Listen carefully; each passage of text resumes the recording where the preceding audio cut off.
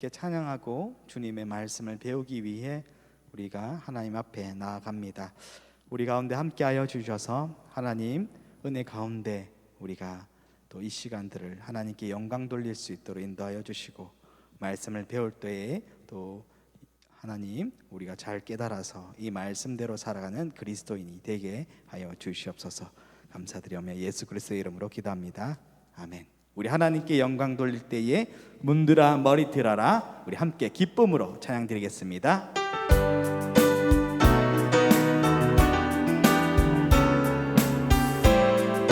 문들아 머리 들어라, 문들아 머리 들어라, 들릴지어다 영원한 문들아, 영광의 왕 들어가시도록, 영광의 왕 들어가신다.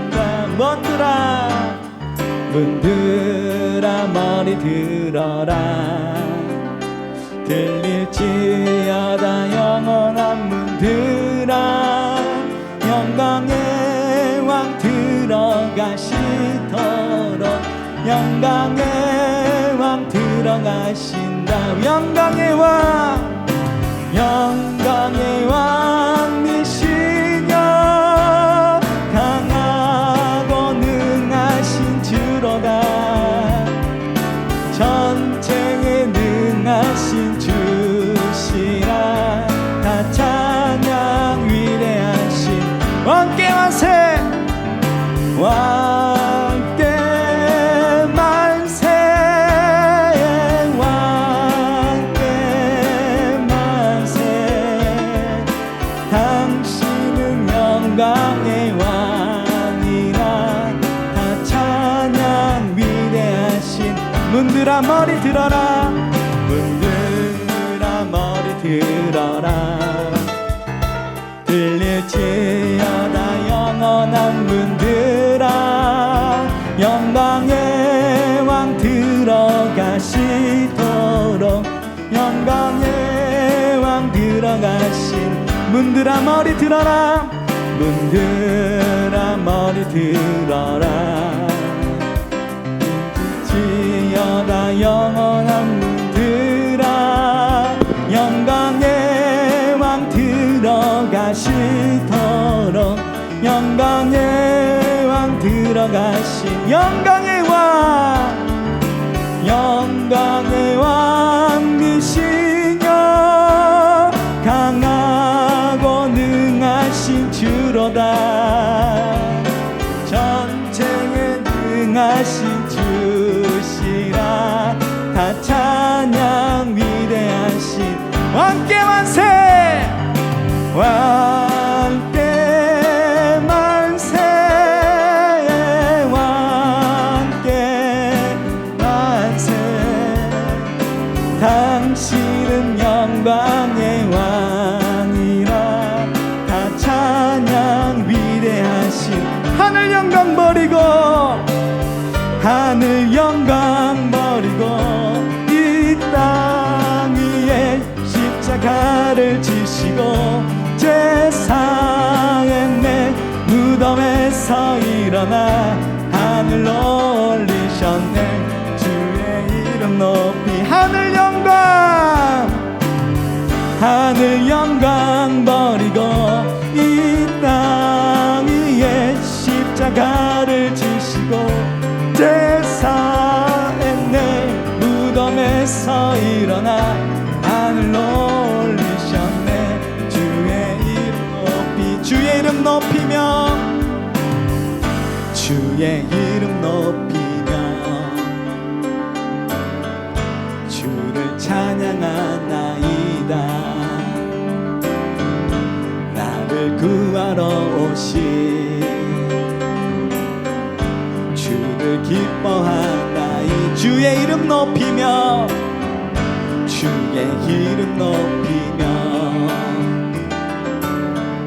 주를 찬양하나이다. 나를 구하러 오신 주를 기뻐하나이. 하늘 영광, 하늘 영광 버리고 이 땅 위에 십자가를 지시고 제사의 내 무덤에서 일어나 하늘로 올리셨네. 주의 이름 높이 하늘 영광 버리고 이 땅 위에 십자가를 지시고 제사의 내 무덤에서 일어나 하늘로 올리셨네. 주의 이름 높이 하늘 영광 버리고 이 땅 위에 십자가를 지시고 제사의 내 무덤에서 일어나 하늘로 올리셨네. 주의 이름 높이리. 아멘. 하나님께 영광의 박수를 드리겠습니다. 우리 마지막으로 내게 허락하신 시련을 통해 나는 믿네 함께 찬양 드리겠습니다.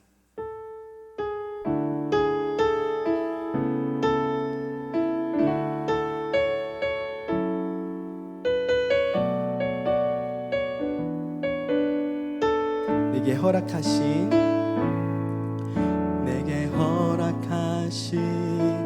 시련을 통해 나의 믿음 더욱 강하게 자라나고 험한 산과 골짜기 지나는 동안 주께 더 가까이 나를 이끄시네. 내가 겪는 시험이 어렵고 힘겨워도 내 주님보다 크지 않네. 내 앞에 바다가 갈라지지 않으면 주가 나로 바다 위 걷게 하리. 나는 믿네. 주의 능력으로 내 삶 새롭게 되리. 나는 믿네. 주의 능력으로 담대히 나아가리. 주와 함께 싸워 승리하리라. 날마다 믿음으로 나 살아가리. 내게 허락하신 시련을 통해 나의 믿음 더욱 강하게 자라나고 험한 산과 골짜기 지나는 동안 주께 더 가까이 나를 이끄시네. 내가 겪는 시험이 어렵고 힘겨워도 내 주님보다 크지 않네.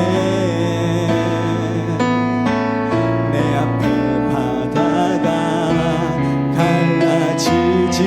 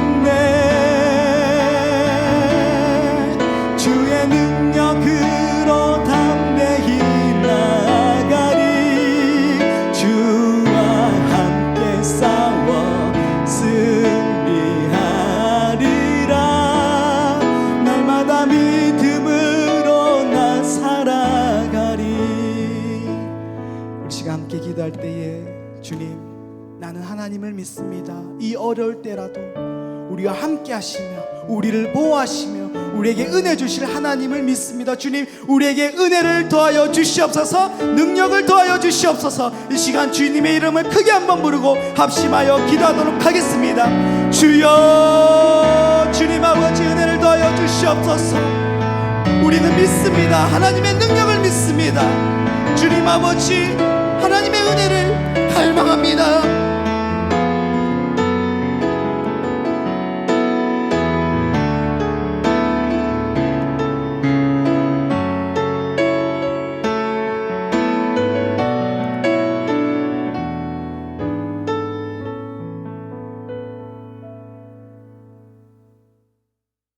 함께 신앙 고백하겠습니다.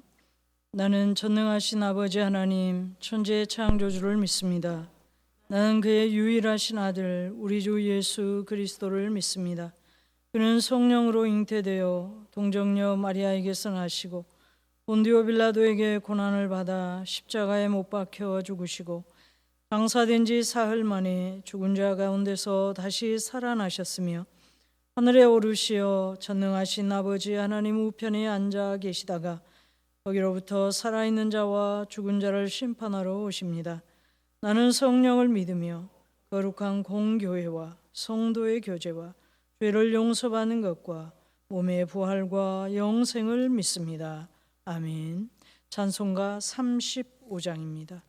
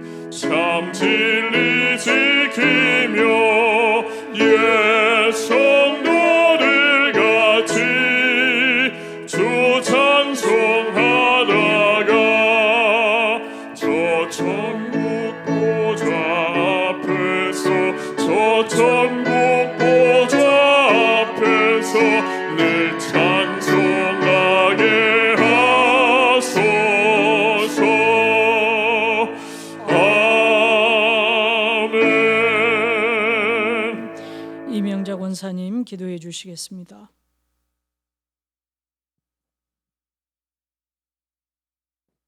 참 좋으신 하나님, 은혜와 사랑에 감사를 드립니다.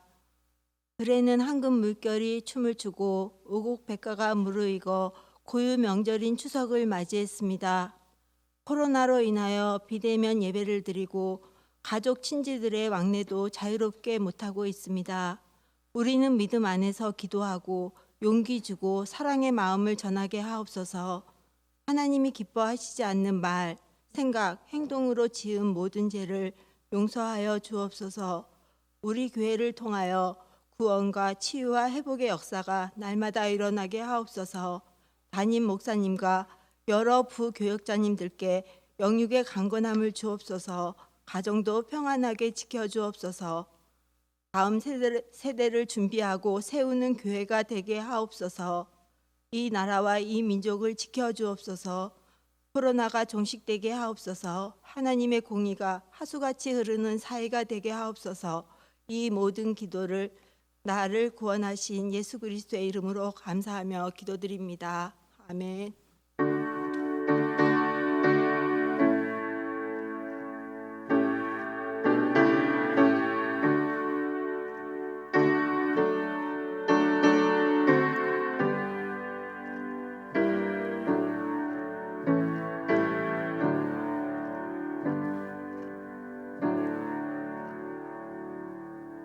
하나님 말씀은 창세기 3장 17절부터 19절 말씀입니다.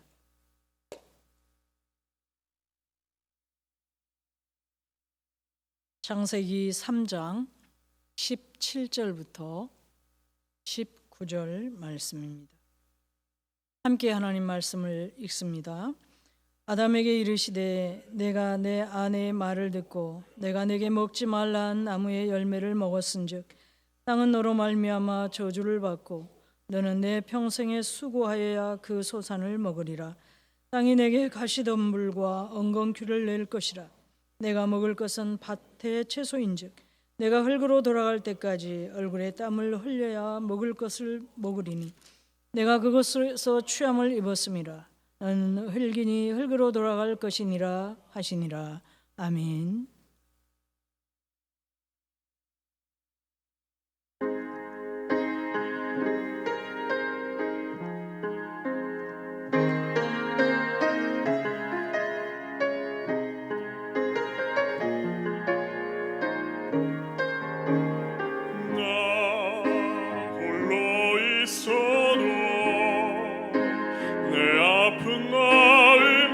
감싸줄 사람 하나 없어도 살 수 있어나 꿈이 없어도 저 아름다운 수많은 별들 만질 수 없어도 살 수 있어 세상 소중한 모든 나 가질 수 있어. 하지만 나의 마음 속에 주님의 소망이 없이는 난 하루도 살 수 없네. 주님의 사랑의 발로 날 안아주지 않는다면 난 한순간도 못 사네. 난 주 없이 살 수 없네.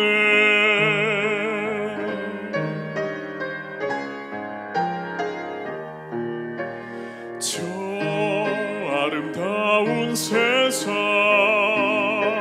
놀라운 일들 속에서도 난 주님만 생각해요.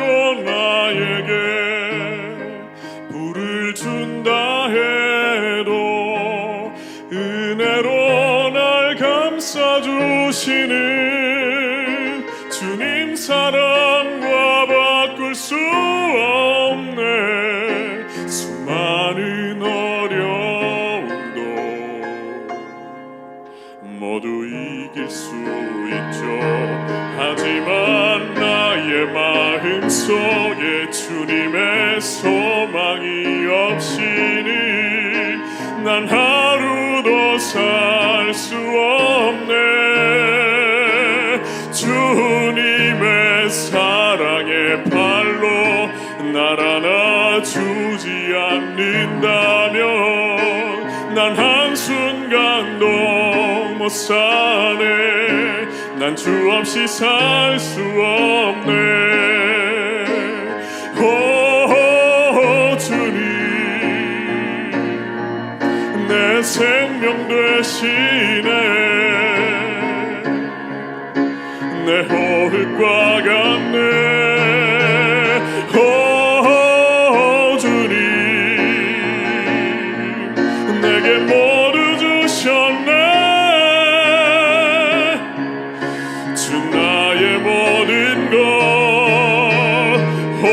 진실로 나의 마음속에 주님의 소망이 없이는 난 하루도 살 수 없네. 주님의 사랑의 발로 날 안아주지 않는다면 난 한순간도 못 사네. 난 주 없이 살 수 없네.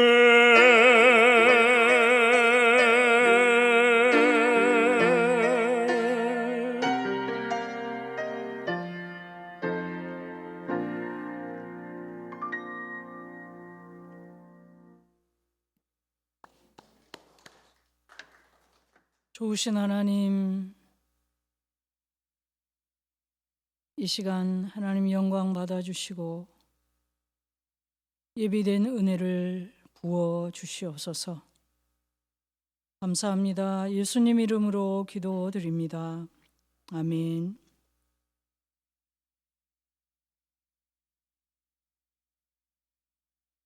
오늘은 대요리문답 일부 사람이 반드시 알아야 할 것 중에서 6과에 해당하는 24문에서 29문입니다. 그 중에서 죄와 그 형벌에 대한 말씀을 잠시 나누도록 하겠습니다.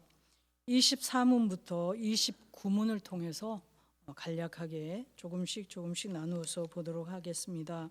먼저 24문을 보겠습니다. 제가 질문을 읽으면 답을 함께 읽도록 하겠습니다. 제 24문, 죄란 무엇인가? 답, 죄란 이성적인 피조물에게 규범으로 주어진 하나님의 어떤 법이라도 부족하게 준행하거나 불복하는 것이다. 죄에 대한 정의죠. 하나님의 말씀에 준행하지 않는 것, 불복하는 것, 이것이 죄다. 이렇게 규정을 하고요. 요한일서 3장 4절을 보시면 이렇게 말씀합니다. 죄를 짓는 자마다 불법을 행하나니 죄는 불법이라. 하나님의 말씀을 준행하지 않거나 부족하게 준행하거나 불복하는 것은 죄고 이것은 불법이다. 말씀을 하시죠. 먼저 하나님 앞에서의 죄와 그러면 국가 법 앞에서의 죄를 우리가 좀 구분해서 이해할 필요가 있겠습니다. 죄와 범죄 행위는 무엇이 다른가? 죄는 하나님의 계명을 위반한 것이고 범죄 행위는 국가의 법을 위반한 행위라고 이렇게 우리가 구분지어서 생각하면 조금 더 이렇게 이해하기가 쉬울 것 같습니다. 그래서 동일한 행동이라도 동시에 죄가 될 수도 있고 또 범죄 행위도 될 수가 있는 것들이 있습니다. 예를 들면 살인을 했다, 남의 것을 훔쳤다, 아니면 위증을 했다. 이런 것들은 하나님 앞에서도 죄이고 국가 법 앞에서도 범죄 행위인 것이죠. 그런가 하면 어떤 행동은 죄이기는 하지만 범죄 행위는 아닐 수도 있습니다.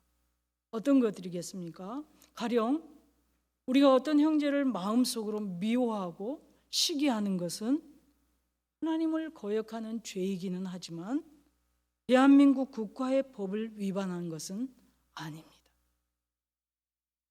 국가의 법은 인간의 생각에 대한 사법권을 행사할 수가 없기 때문입니다. 국가의 법은 행동으로 드러난 것에 대해서만 행사할 수가 있습니다. 또 어떤 행위는 죄는 아니지만 범죄 행위일 수는 있습니다. 250년 전에 스코틀랜드에서 많은 신도들이 왕의 허락 없이 하나님을 예배하기 위해서 모였다는 죄목으로 감옥에 갇히고 심지어 사형을 당하기도 했다고 합니다. 이것은 국가의 법률을 위반한 것입니다. 물론 불의한 법이긴 하죠. 그러나 어쨌든 국가에서 왕의 허락 없이는 하나님께 예배해서는 안 된다. 이렇게 법으로 정해져 있는 상태에서 하나님을 예배했다면 국가 법에는 위반이 됩니다. 그러나 하나님 앞에서는 죄가 됩니까? 안 됩니까? 그것은 하나님 앞에 죄가 되지는 않습니다. 두 번째, 성경은 특별히 어떤 두 가지 죄를 언급하고 있는가? 첫째는 적극적인 죄입니다. 하나님의 계명을 위반한 것. 예를 들면 10계명 중에서 뭐뭐 하라 혹은 하지 말라 이렇게 말씀되어 있는데 하지 말라고 한 것을 하는 것, 이것이 적극적인 죄. 둘째는 소극적인 죄입니다. 하나님의 계명을 준행하지 않는 것, 뭐뭐 하라 한 것을 하지 않는 것, 이것이 두 번째 소극적인 죄로 이렇게 구분을 하고 있습니다. 큰 두 번째입니다. 25문 인간이 타락한 상태의 죄성은 어디에 있는가? 답을 같이 읽겠습니다. 답, 인간이 타락한 상태의 죄성은 아담이 범한 첫 죄의 죄책, 창조에서 부여된 의의 결여, 그리고 그가 영적으로 선한 모든 것에 철저하게 무관심하고 무능하며 대립하게 된 본성의 오염에 있는데 그것은 보통 원죄라고 불리며 그로부터 모든 자범죄가 나온다. 25문에서 가장 중요한 두 가지 죄는 무엇이라고 말합니까? 우리가 태어날 때 본성적으로 지니고 태어나는 원죄, 그리고 이 원죄로 인해서 우리가 실제적으로 행하는 자범죄입니다. 우리가 본성적으로 죄인으로 태어나기 때문에 사실은 죄를 짓습니다. 우리가 죄를 지어서 죄인인 것이 아니라 죄인으로 본성적으로 본질적으로 태어나기 때문에 자연스럽게 죄를 짓는 것이죠. 이 본성의 타락의 범위는 전인적이고 포괄적입니다. 그래서 종종 이 타락을 가리켜서 전적 타락이라 이렇게 말합니다. 로마서 3장 10절부터 12절을 보면 이렇게 말씀합니다. 기록된 바 의인은 없나니 하나도 없으며 깨닫는 자도 없고 하나님을 찾는 자도 없고 다 치우쳐 함께 무익하게 되고 선을 행하는 자는 없나니 하나도 없도다. 그러면 인간의 본성이 전적으로 타락했다. 이 말은 구원받지 못한 사람은 아무런 선행도 할 수 없다는 그런 의미인가? 그런 것은 아닙니다. 여러분, 구원받지 못한 사람도 하나님의 일반 은총 안에서 살기 때문에 선한 일을 할 수 있습니다. 예를 들면 길을 가는데 강물에 빠져서 누군가가 허우적대고 있다. 그랬을 때 구원받지 못한 사람이라도 그 사람을 구해낼 수 있습니다. 그런데 이렇게 구원받지 못한 사람, 중생하지 못한 사람은 그들 자신이 볼 때 선한 일을 할 수는 있지만 하나님을 사랑하고 섬기고 하나님이 기뻐하시기 때문에 하나님을 기쁘시게 하려는 그런 올바른 동기로는 선을 행할 수 없다. 그 말입니다. 그러면 인간이 원죄와 전적 타락으로부터 자신을 스스로 구원하는 것이 가능할까? 이것입니다. 여러분 어떻게 생각하십니까? 성경은 말씀합니다. 전혀 가능하지 않다. 예레미야 13장 23절에 이렇게 말씀합니다. 부수인이 그의 피부를 표범이 그의 반점을 변하게 할 수 있느냐? 할 수 있을진데 악에 익숙한 너희도 선을 행할 수 있으리라. 이 말씀은 인간의 본성을 바꾸는 것이 우리 능력 밖의 일이라고 말씀하는 것입니다. 사람은 자신의 외면적인 삶을 어느 정도 개선할 수는 있지만 영적으로 죽은 상태에서 스스로 다시 살아날 그런 힘은 가지고 있지 않다. 결코 그럴 수 없다. 이렇게 말씀을 합니다. 자, 이제 26문을 보도록 하겠습니다. 26문. 어떻게 원죄가 우리의 첫 부모로부터 그들의 후손에게 전달되었는가? 답을 같이 읽습니다. 원죄는 자연적인 출생에 의해 우리의 첫 부모로부터 그들의 후손들에게 전달되며, 그러므로 그들로부터 그러한 방식으로 나온 모든 사람들은 죄 가운데 잉태되고 출생한다. 아담의 첫 번째 범죄가 그의 후손에게 끼친 결과가 무엇인가 하는 것이죠. 아담은 행위 언약을 맺을 때 인류의 대표자였습니다. 그래서 그의 첫 범죄가 그의 모든 후손에게 그대로 전가가 되었습니다. 예수 그리스도를 제외한 모든 육체를 가지고 태어난 모든 인류에게 그대로 이어지게 된 것입니다. 그래서 이것을 로마서 5장 12절 19절에서 이렇게 말씀합니다.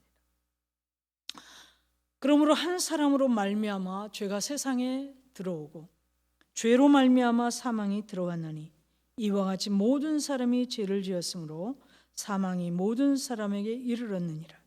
한 사람이 순종하지 아니함으로 많은 사람이 죄인 된 것 같이 한 사람이 순종하심으로 많은 사람이 의인이 되리라. 한 사람이 순종하지 아니함으로 많은 사람이 죄인 된 것 같이 아담의 모든 죄가 그대로 전가되어서 그를 통해서 그 이후로 태어난 육신을 가지고 태어난 모든 사람, 예수 그리스도 한 분을 제외한 모든 사람은 죄인으로 태어나게 되었다 그 말입니다.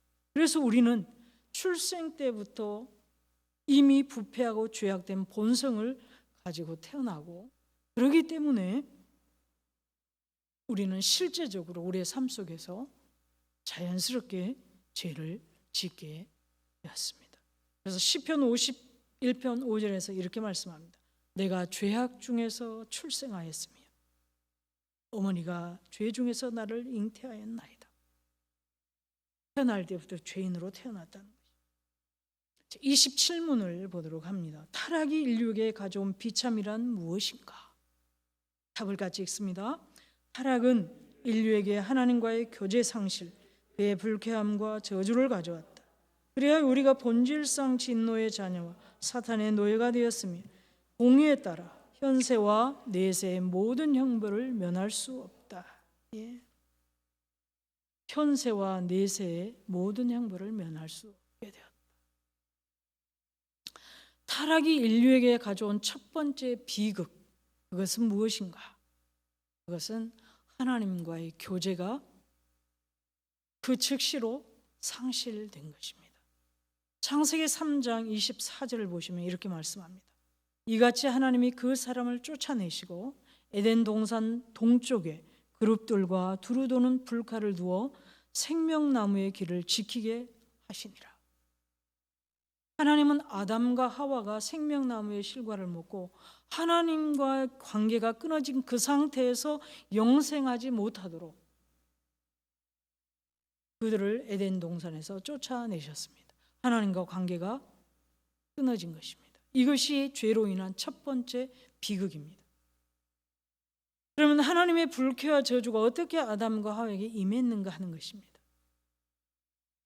하나님은 아담에게 그 육체가 흙으로 돌아갈 때까지, 죽을 때까지인 거죠, 생존하기 위해 전생에 동안 수고하고 노동하게 하셨습니다. 하나님이 죄를 지은 사람에게 주신 하나님의 불쾌한 마음의 표현인 것입니다. 그것이 인간에게는 저주인 것이죠. 하와에게는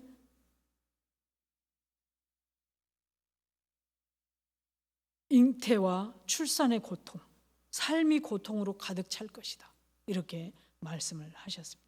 창세기 3장 15절을 보시면 이렇게 말씀합니다. 내가 너로 여자와 원수가 되게 하고 내 후손도 여자의 후손과 원수가 되게 하리니 여자의 후손은 내 머리를 상하게 할 것이요 너는 그의 발꿈치를 상하게 할 것이니라.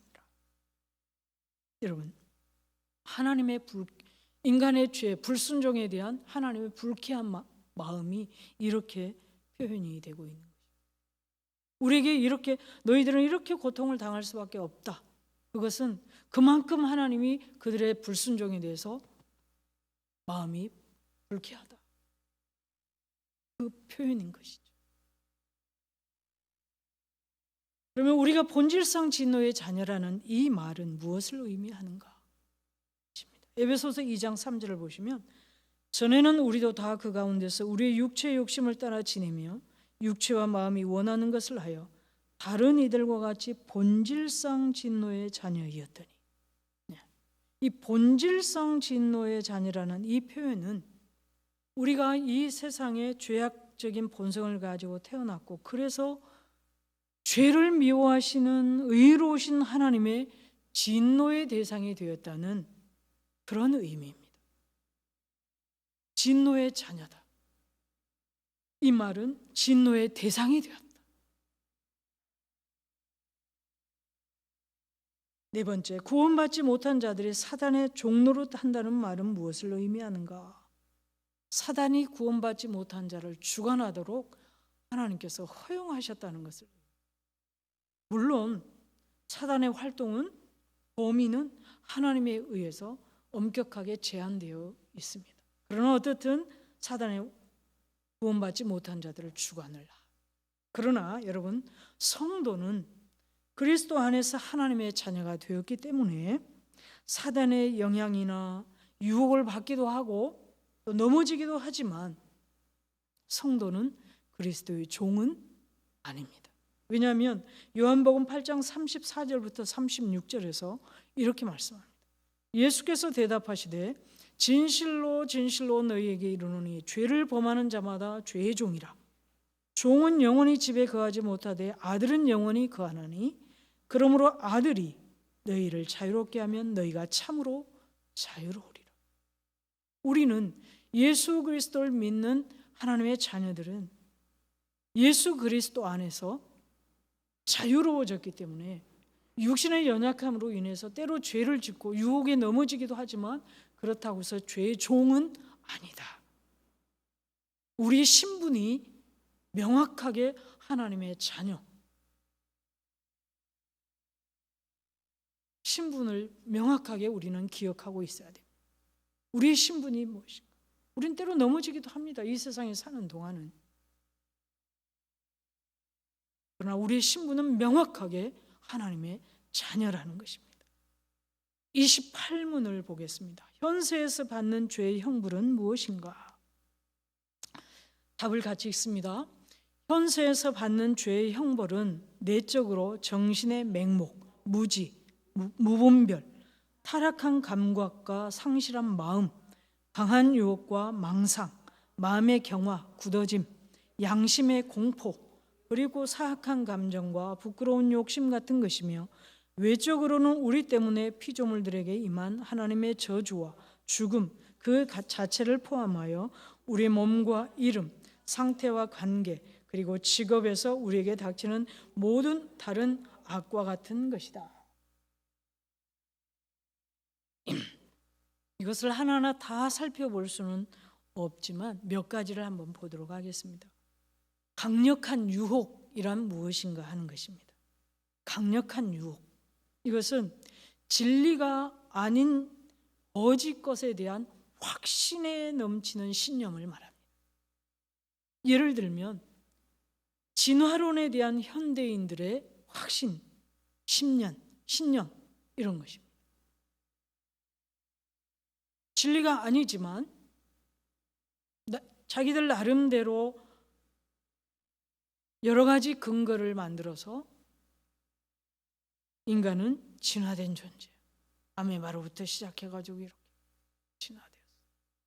이것을 마치 확실한 것처럼 그렇게 믿고 있습니다. 이런 잘못된 거짓 것에 대한 이 신념들을 가리켜서 강력한 유혹이라 이렇게 표현을 합니다. 이 진화론은 인류의 기원에 대한 거짓 확신인 것이죠.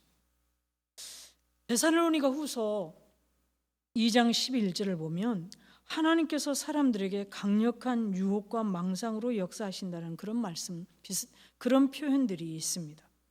마치 하나님께서 미혹을 하신 것처럼 우리가 하나님이 미혹을 하셨나? 이렇게 생각할 그런 표현들이 있어요. 데살로니가후서 2장 11절로 보면 이러므로 하나님이 미혹의 역사를 그들에게 보내사 거짓 것을 믿게 하심은, 이 말씀을 보면 하나님께서 미혹하게 하신 것처럼 그렇게 보입니다. 그런데 여러분, 성경은 종종 사람들이 행한 일을 하나님이 하시는 일이라고 표현할 때가 있어요. 예를 들면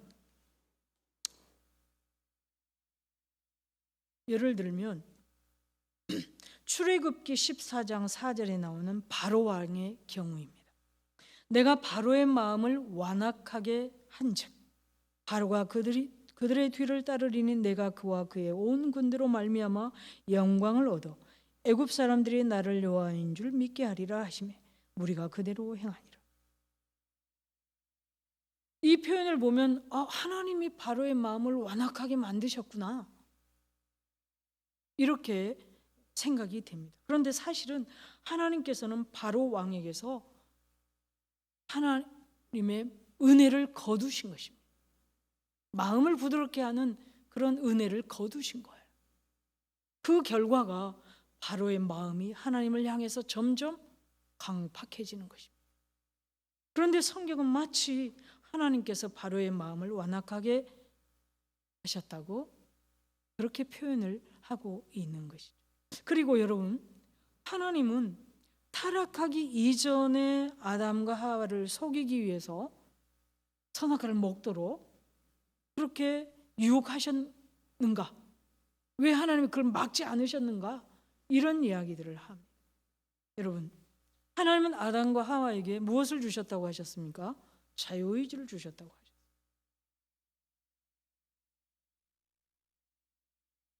아담과 하와는 이 자유의지를 가지고 스스로 죄를 선택한 것이고 하나님은 그대로 놔두신 것입니다.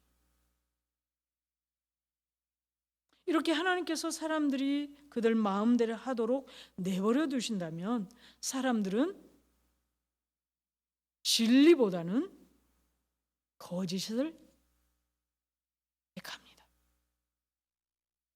하나님께서 은혜를 거두시거나 그냥 놔두시면 사람은 마음이 굳어져서 도덕적인 것이나 영적인 것에 무관심하게 될 뿐만 아니라 자꾸만 그것들을 선택하며 살아가게, 본성적으로 죄인으로 태어났기 때문에 그렇습니다.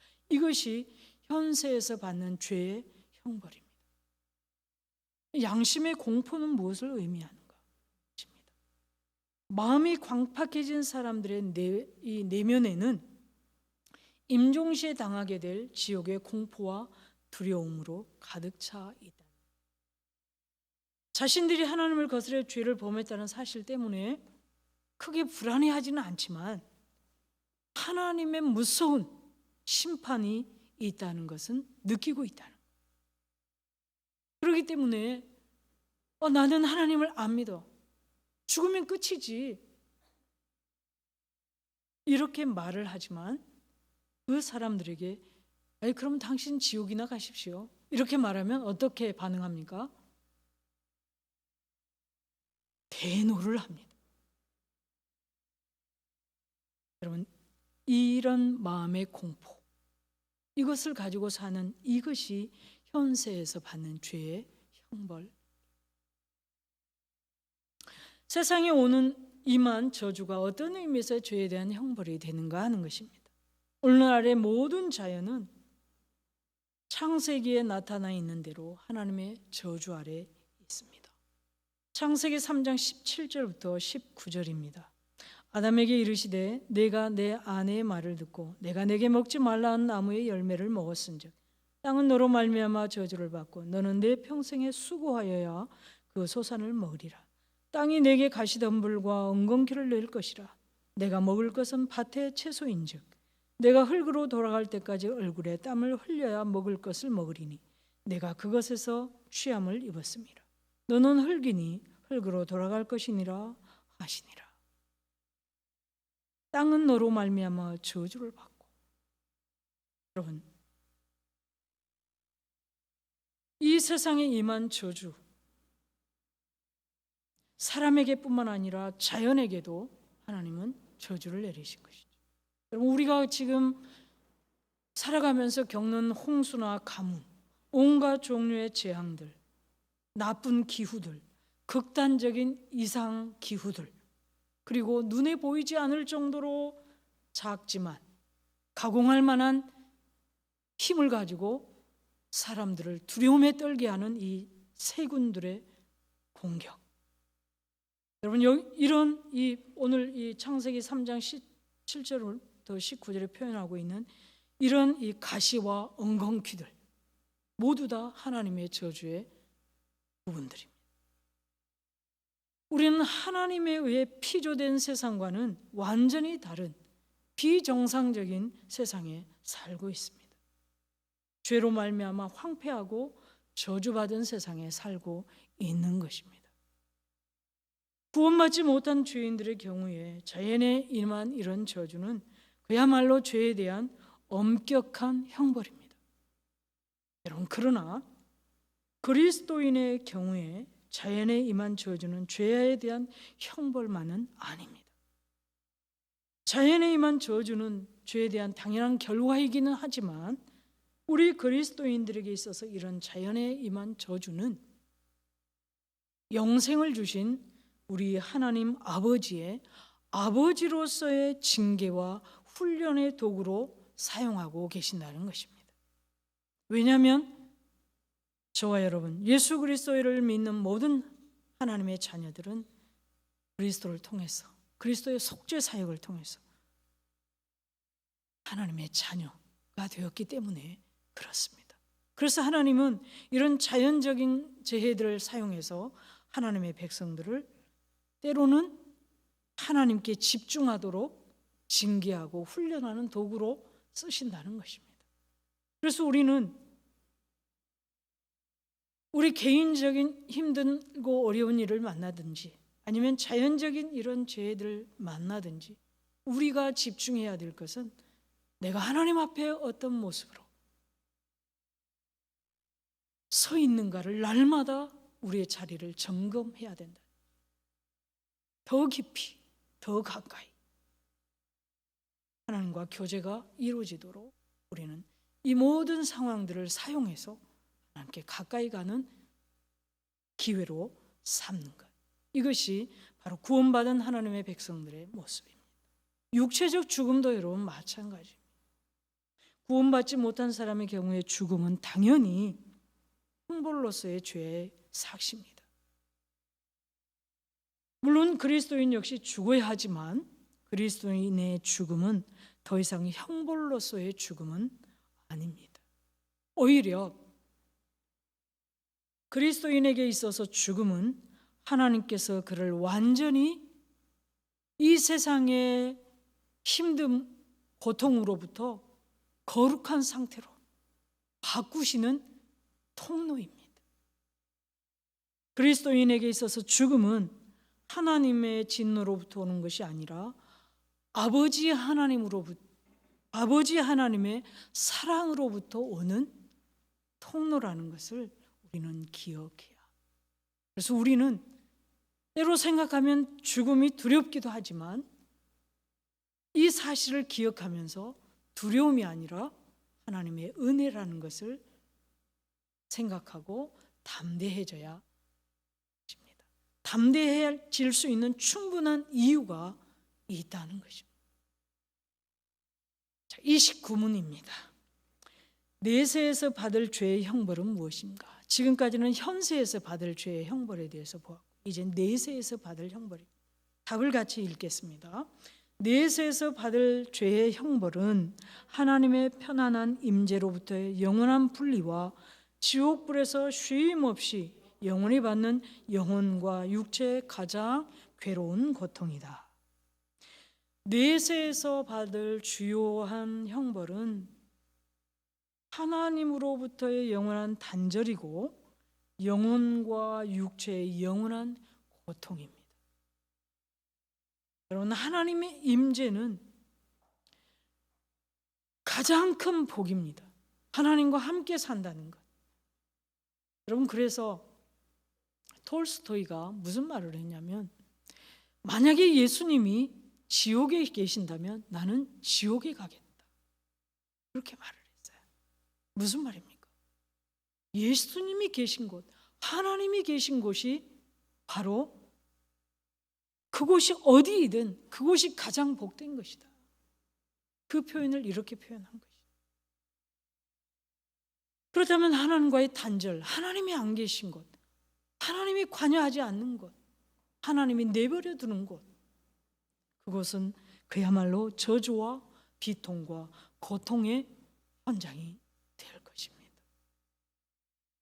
데살로니가 후서 1장 9절을 보면 이렇게 말씀하죠. 이런 자들은 주의 얼굴과 그의 힘의 영광을 떠나 영원한 멸망의 형벌을 받으리로다.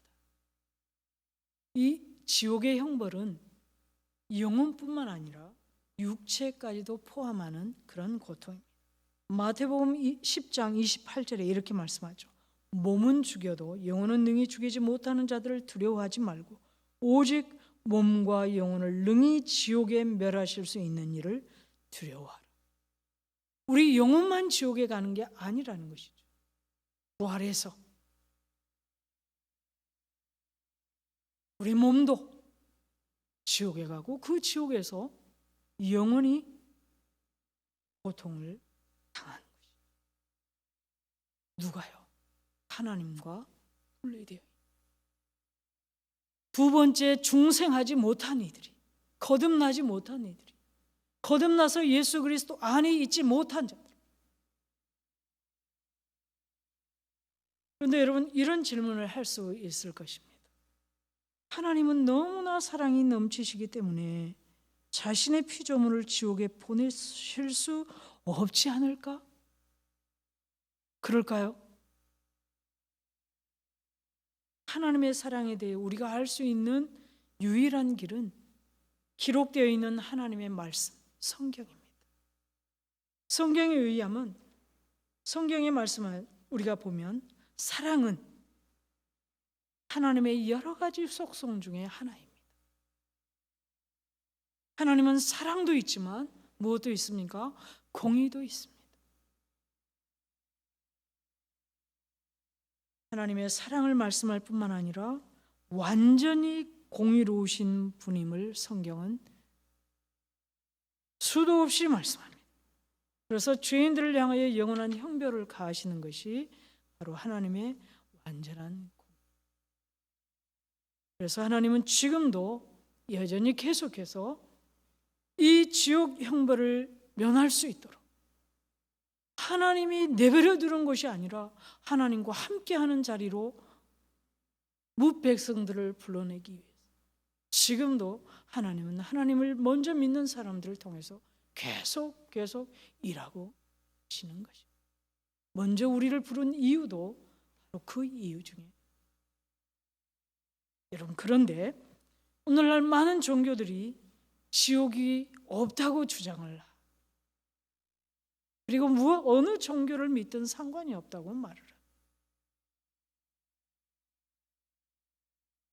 어느 종교를 믿느냐? 물론 저는 우리 담임 목사님도 말씀하셨지만 기독교를 일반 종교 중에 하나로 표현하는 것을 무척 저도 안 좋아합니다. 그러나 사람들은 그렇게 이해하고 있기 때문에 이렇게 표현을 할 수밖에 없습니다. 어떤 종교를 믿느냐가 중요한 게 아니라 무엇인가를 믿으면 된다, 이렇게 말을 합니다. 그러면서 지옥이 없다, 이렇게 말을 합니다. 어쩌면 이것은 사단이 사람들에게 사용하는 것 중에 가장 매력적인 그런 유혹 방법일 것입니다. 그러나 성경은 분명하게 말씀합니다. 그리고 나는 무신론자야 하는 사람들도 무엇에 대한 두려움이 있습니까? 죽으면 끝이 하는 사람들도 무엇에 대한 두려움이 있습니까? 아니라고 하면서도 내면에 죽음 이후에 대한 두려움이 있습니다. 초반에 말씀드렸던 것처럼 그럼 지옥이나 가요. 정말로 안 믿는다면 이런 말에 대한 아무런 두려움이 없어야 합니다. 여러분, 예수 그리스도를 믿는 것이 이 지옥의 공포로부터 벗어나고자 하는 유일한 동기는 아닙니다. 그리스도와 함께 산다는 것, 그리스도를 통해서 하나님의 자녀가 된다는 것은 단지 지옥 안 가는 그것이 아니라 어마어마한 하나님과 함께함의 기쁨이, 은혜가 있는 것입니다.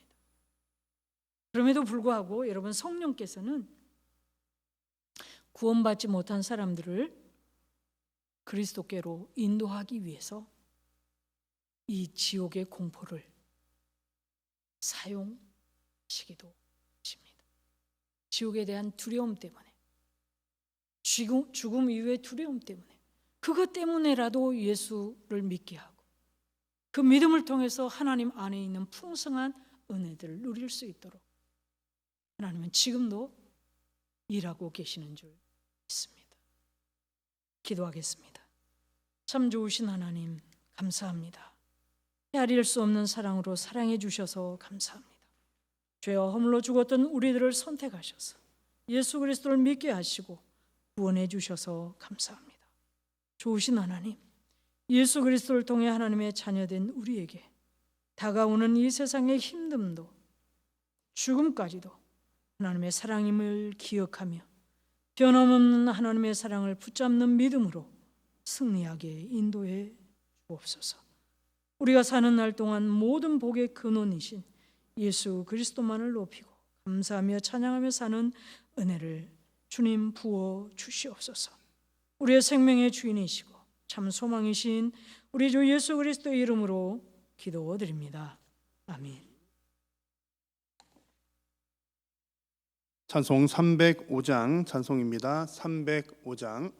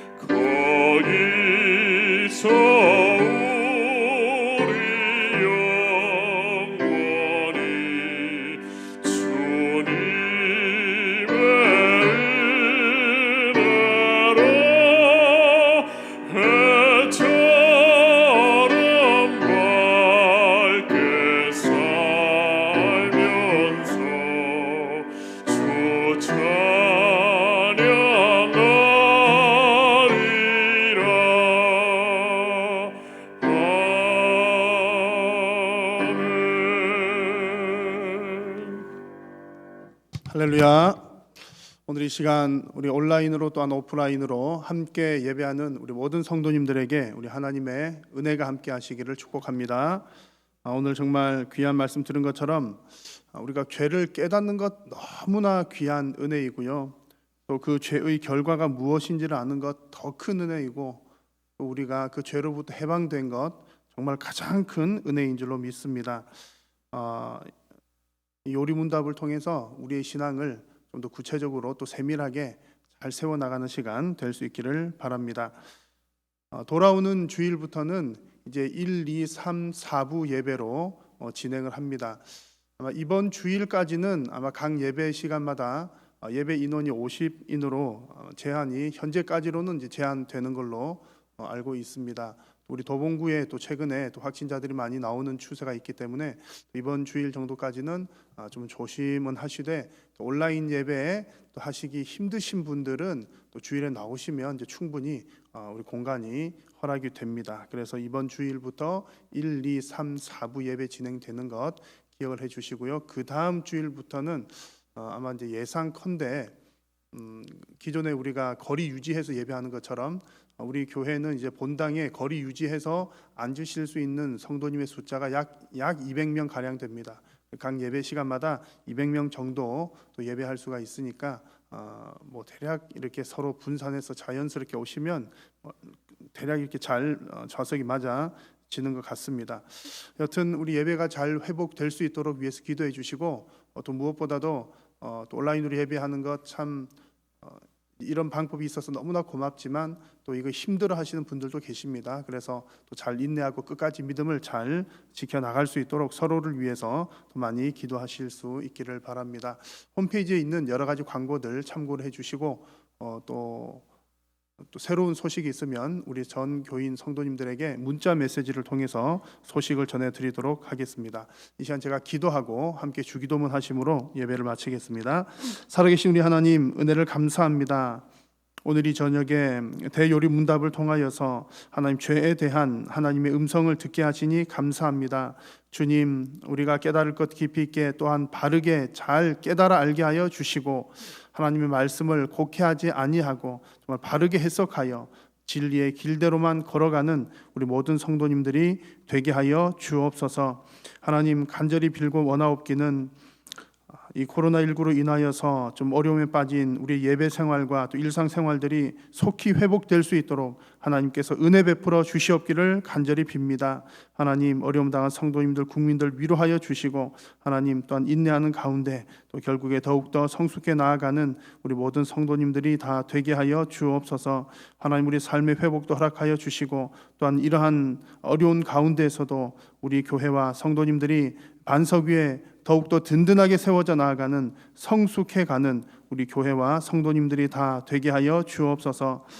이제 하나님, 지금 추석 연휴 기간 가운데 있습니다. 출타하신 성도님들 발걸음을 지켜주시고, 또한 하나님, 혹 믿지 않는 가정에서 또한 신앙적인 문제로 어려움 당하는 성도님들 하나님 위로하여 주시고 힘도하여 주시고, 우리 온 가족들이 다 예수님 믿어 구원에 이르는 귀하고 복된 가정들이 다 되게 하여 주옵소서.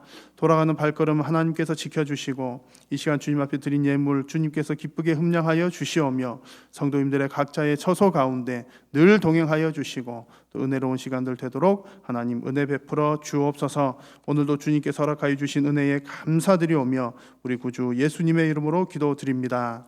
아멘. 하늘에 계신 우리 아버지여, 이름이 거룩히 여김을 받으시오며 나라가 임하시오며 뜻이 하늘에서 이루어진 것 같이 땅에서도 이루어지이다. 오늘 우리에게 일용할 양식을 주시옵고, 우리가 우리에게 죄 지은 자를 사하여 준 것 같이 우리 죄를 사하여 주시옵고, 우리를 시험에 들게 하지 마시옵고 다만 악에서 구하시옵소서.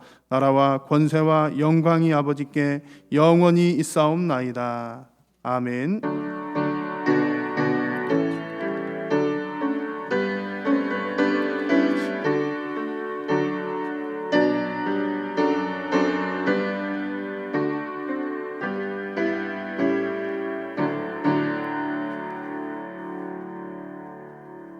아멘. 은혜로운 추석 되시기를 축복합니다.